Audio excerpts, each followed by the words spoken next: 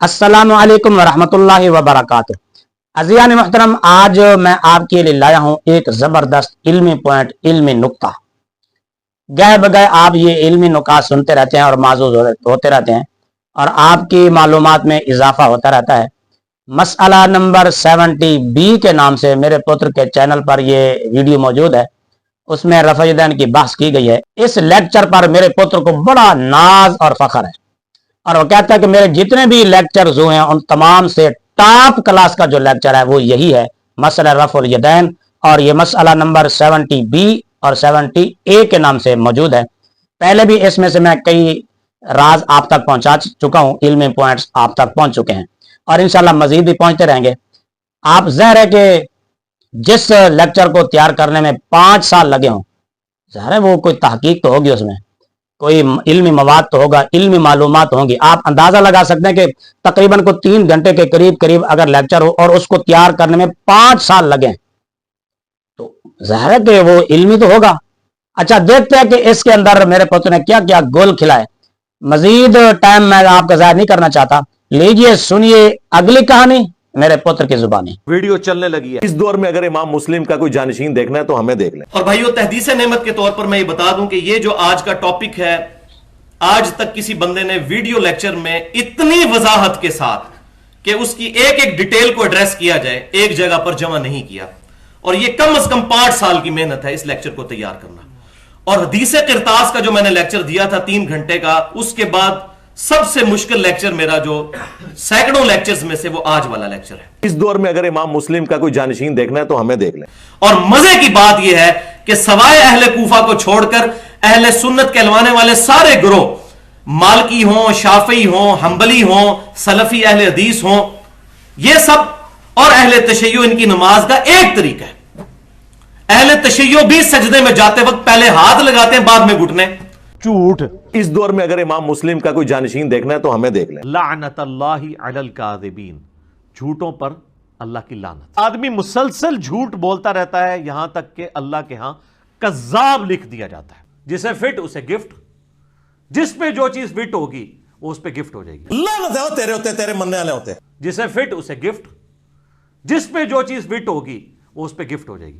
मालकी हों, शाफी हों, हंबली हों, सलफी अहले हदीस हों, ये सब और अहले तशय्यो, इनकी नमाज का एक तरीका। जी अज़ीज़ान गिरामी, सुना आपने। मेरा पुत्र कहता है कि मजे की बात यह है कि अहले कुफा यानी अहनाफ को छोड़कर, हनफियों को छोड़कर बाकी जितने भी गिरोह हैं, वो मालकी हों, शाफिई हों, हंबली हों, अहले हदीस हों, शिया हों, सबकी नमाज एक तरह है। इन नमाज पढ़ने का तरीका सबका एक है।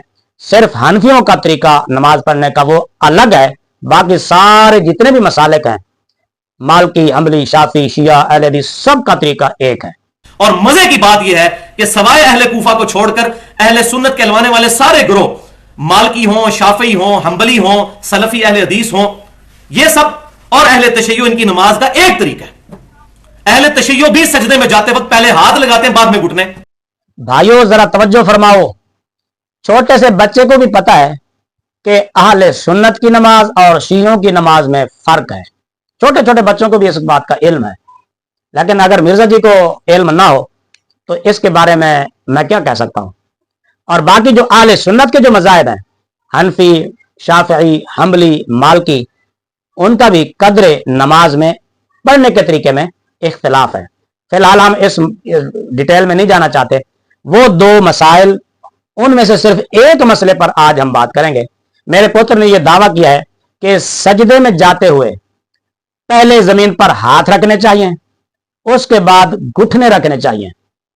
कहते हैं कि सारे मसाले को मज़ाहिब का यही तरीका है, हंबली, मालकी, शाफी, शिया, अहले हदीस, कि वो सजदे में जाते हुए पहले हाथ रखते हैं और उसके बाद घुटने रखते हैं। और हनफी जो हैं ये इस मसले में अलग थलग हैं। भाइयों, ये अहनाफ को दीगर मज़ाहिब से इस मसले में अलग करने की एक नापाक साजिश और कोशिश है जो इंशाअल्लाह कभी कामयाब नहीं होगी। इसी पर हम इसी मसले को देखते हैं, बाकी मसलों को छोड़ें, आप उनमें नहीं जाते। पूरी नमाज के इख्तिलाफी मसाइल में हम नहीं जाते कि कहां कहां अहनाफ, शवाफे, हनाबिला और मालकिया का इख्तिलाफ है नमाज के बारे में और कहां कहां शिया का इख्तिलाफ है। उस बारे में नहीं जाते। जिस मसले को मेरे पुत्र ने हाईलाइट किया है, हम सिर्फ उसी पर बात करेंगे कि सजदे में जाते हुए पहले हाथ रखने चाहिए जमीन पर या घुटने रखने चाहिए। कि आया हनफियों को छोड़कर तमाम मज़ाहिब इस पर मुत्तफिक हैं या उनमें भी कुछ इख्तिलाफ पाया जाता है। तो अब देखते हैं कि इस मसले की हकीकत क्या है। ये जामिअ तिरमिज़ी है, तिरमिज़ी शरीफ, बाबु मा जाअ फी वद्इ रुकबतैन क़ब्ल अल यदैन।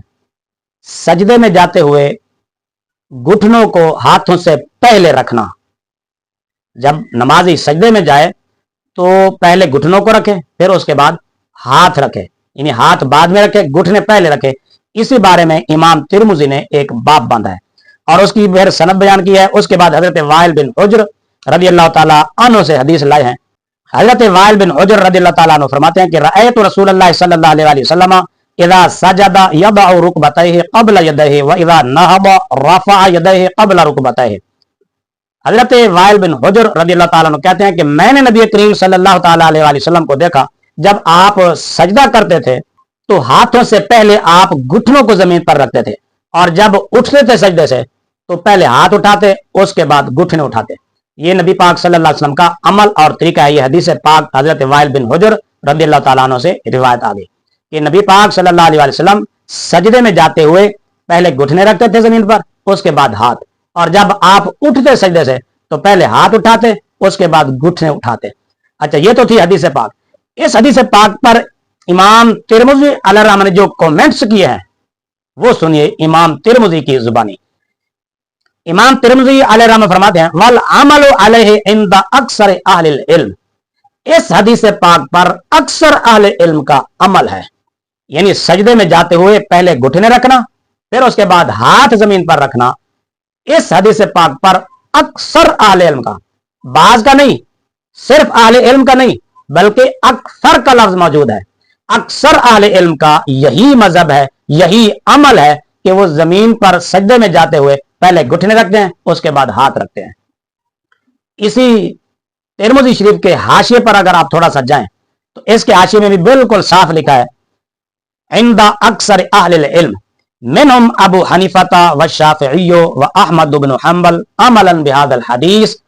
अक्सर अहले इल्म का तो अमल है ना, उनमें से, यानी अक्सर अहले इल्म में से, ये अक्सर अहले इल्म में सहाबा कराम भी मौजूद हैं, ताबईन भी मौजूद हैं, और फिर उनके बाद हजरत इमाम अबू हनीफा, हजरत इमाम शाफिई, हजरत इमाम अहमद बिन हंबल अलैहि रिदवान का भी यही मजहब है। इसी हदीस पर अमल करते हुए कि सजदे में जाते हुए पहले घुटने जमीन पर लगे, उसके बाद हाथ जमीन पर लगे। ये तिरमिज़ी शरीफ थी और इस हदीस पाक की शरह और इसके ऊपर जो वजाहत है, इमाम तिरमिज़ी के कमेंट्स और तबसरा, वो भी आपने सुना, फिर उसकी शरह भी मुख्तसर सुनी। पुत्र कम अज कम तो तिरमिज़ी शरीफ तो देख लेता। अगर 5 साल में तो तहकीक करता रहा और तिरमिज़ी शरीफ नहीं देखी तो हैफ नहीं तेरे ऊपर। अगर देखी थी, ये मकाम देखा था, तो फिर तूने जानबूझकर झूठ बोला है और अइमा कराम पर ये इल्जाम तराशी की है, हालांकि उनका मजहब कुछ और है और तू बताता कुछ और है। अपने फारज़ को भी तूने धोखे में रखा है। सुना आपने, ये हदीस पाक, नबी पाक सल्लल्लाहु अलैहि वसल्लम का अमल, अक्सर अहले इल्म का अमल, और उन अक्सर अहले इल्म में हजरत इमाम अबू हनीफा, हजरत इमाम शाफी, हजरत इमाम अहमद बिन हंबल का मसलक ये है जो किताबों में लिखा हुआ है, लेकिन आपको बताया कुछ और जा रहा है। तेरी जुबान कुछ कह रही है और किताबें कुछ कह रही हैं। तेरी जुबान और किताबों में मुताबिकत नहीं है, मुवाफकत नहीं है, बल्कि तजाद है। पे गिफ्ट हो जाएगी। अब हम चलते हैं कुतुब शाफिइया की तरफ कि उनमें क्या लिखा हुआ है। ये किताब है इमाम शाफी अलैहिर्रहमत की अल उम। ये इमाम शाफी अलैहिर्रहमत की किताब लिखी हुई है। उसमें ये फरमाते हैं कि मुझे ये बात पसंद है कि सजदा करने वाला खड़े खड़े तकबीर कहे, फिर झुकता हुआ सजदे में जाए, सुम्मा यकूनु अव्वल मा यदउ अलल अर्दि मिन्हु रुकबतैहि सुम्मा यदैहि सुम्मा वजहहु। फिर जब सजदे में जाए, सजदे में सबसे पहले घुटने जमीन पर रखें, फिर उसके बाद हाथ जमीन पर लगे, फिर उसके बाद पेशानी जमीन पर लगे। ये इमाम शाफी फरमाते हैं, कहते हैं सुन्नत यही है, मुझे यही तरीका पसंद है। और मिर्जा जी, इमाम शाफी खुद कह रहे हैं कि सजदा करने वाला जब सजदे में जाए तो पहले घुटने जमीन पर रखे, फिर हाथ रखे, फिर पेशानी रखे। और आप कह रहे हैं कि नहीं जी, अहनाफ के अलावा सब इस बात पर मुत्तफिक हैं کہ زمین پر سجدہ کرتے ہوئے, سجدے میں جاتے ہوئے پہلے وہ ہاتھ رکھیں, اس کے بعد گھٹنے زمین پر رکھیں. تو بھائی تیری زبان اور کتابوں کی بات آپس میں نہیں ملتی. اس مسئلے پر مزید کتب شافیہ سے سینکڑوں حوالے پیش کیے جا سکتے ہیں, لیکن وقت کی نزاکت کے پیش نظر ہم اس طرف نہیں جاتے. امام احمد بن حنبل علیہ رحمہ اس کے بارے میں کیا فرماتے ہیں, آئیے انہی سے پوچھتے ہیں. حضرت امام احمد بن حنبل علیہ رحمہ کے صاحبزادے حضرت عبداللہ بن احمد بن حنبل فرماتے ہیں کہ سألت ابی, میں نے اپنے والد گرامی حضرت امام احمد بن حنبل سے پوچھا, ان الرجل, اس مرد کے بارے میں کہ اذا اراد ان یسجد, جو سجدہ کرنا چاہتا ہے, سجدے میں جانا چاہے تو وہ کیا کرے, یبدأ برکبتیہ قبل ان یضع یدیہ علی الارض, کہ وہ زمین پر جب سجدہ کرے تو ہاتھوں سے پہلے گھٹنے زمین پر رکھے یا ہاتھوں کو پہلے زمین پر رکھے. تو کہتے ہیں میں نے یہی مسئلہ اپنے والد گرامی حضرت امام احمد بن حنبل سے پوچھا کہ سجدہ کرنے والا پہلے ہاتھ زمین پر رکھے یا گھٹنے زمین پر رکھے. تو حضرت امام احمد بن حنبل نے جواب دیا, قال, فرمایا, اعجب الیہ, مجھے یہ بات پسند ہے, یہ عمل پسند ہے, ان یبدأ برکبتیہ قبل یدیہ, کہ ہاتھوں سے پہلے گھٹنے زمین پر رکھے. یہ عمل مجھے پسند ہے, یہ مجھے زیادہ محبوب ہے یہ طریقہ.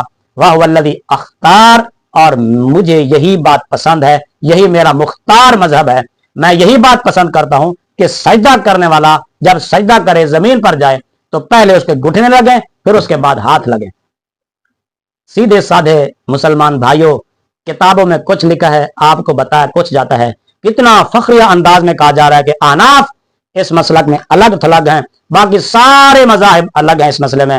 مالکی ہوں, شافی ہوں, حنبلی ہوں, شیعہ ہوں, اہل حدیث ہوں, سب کا مذہب یہ ہے کہ وہ زمین پر جب جاتے ہیں سجدہ کرنے کے لیے تو پہلے ہاتھ لگاتے ہیں, اس کے بعد گھٹنے لگاتے ہیں. بھائیو, یہ سارے حوالہ جات آپ نے سنے, حدیث پاک سنی, حدیث پاک پر امام ترمذی کا تبصرہ سنا کہ احناف اس مسئلے میں الگ نہیں ہے, بلکہ احناف کے ساتھ ساتھ رسول کریم صلی اللہ علیہ وسلم کا عمل بھی یہی ہے, اکثر اہل علم کا عمل بھی یہی ہے, امام شافی کا عمل بھی یہی ہے, امام احمد بن حنبل کا عمل بھی یہی ہے کہ زمین پر جب بندہ سجدہ کے لیے جائے تو پہلے اس کے گھٹنے لگنے چاہیے, پھر ہاتھ لگنے چاہیے.